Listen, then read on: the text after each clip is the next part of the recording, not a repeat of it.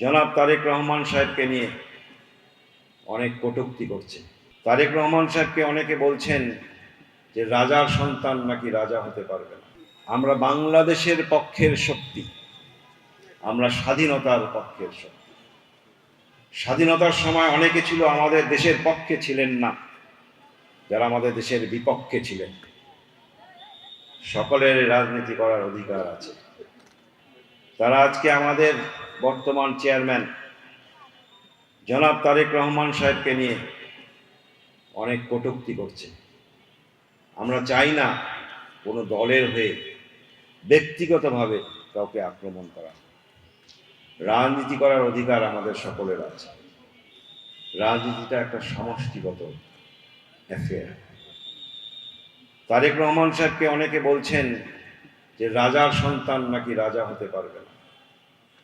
তাদের উদ্দেশ্যে আমি বলতে চাই, জিয়াউর রহমান একজন মুক্তিযোদ্ধা ছিলেন।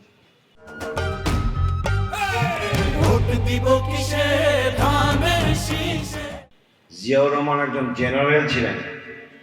জিয়াউর রহমান আল বদর ছিল না, জিয়াউর রহমান রাজা ছিলেন। সুতরাং আমাদের সংশোধন হওয়ার প্রয়োজন আছে, ব্যক্তিগতভাবে আক্রমণ করা। আমি আমাদের প্রতিদ্বন্দ্বী সকল প্রার্থীকে কংগ্রাচুলেট করি। আমি কাউকে ব্যক্তিগতভাবে কিছুই বলতে চাই না, কিন্তু আমি সেই দলের আদর্শ ধারণ করি। এবং তারেক রহমান সাহেব 17 বছর যাবৎ নিগৃহীত হয়েছে। উনি কোনো রাজার সন্তান নয়। উনি গণতন্ত্রের জন্য ওনাকে দেশ ছাড়তে বলা হয়েছিল। 2007 সালে যখন মঈনুদ্দিন ফখরুদ্দিন সাহেবরা ক্ষমতা জোর করে দখল করে নেয়, তখন ওনাকে অপশন দেওয়া হয়েছিল যে আপনি দেশ ছেড়ে চলে যান। কিন্তু তারেক রহমান সাহেব বলেছিলেন, আমি এদেশে রাজনীতি করেছি, আমি এ দেশ ছাড়া যাব না। তখন তারা তাকে জেলে নিয়ে যায় এবং তাকে নির্যাতন করে, তার পাঁজর প্রায় ভেঙে দেয়। তারা ভয়ে শঙ্কিত হয়ে তাকে বিদেশে পাঠিয়ে দেয়। তারেক রহমান সাহেবকে যারা রাজার সন্তান বলেন, তারা বোকার রাজ্যে বসবাস করছে। উনি তারেক রহমান সাহেব এবং বেগম খালেদা জিয়া না থাকলে এদেশে আজকে এই পরিবেশে আমরা কথা বলতে পারতাম কিনা আমরা জানি না।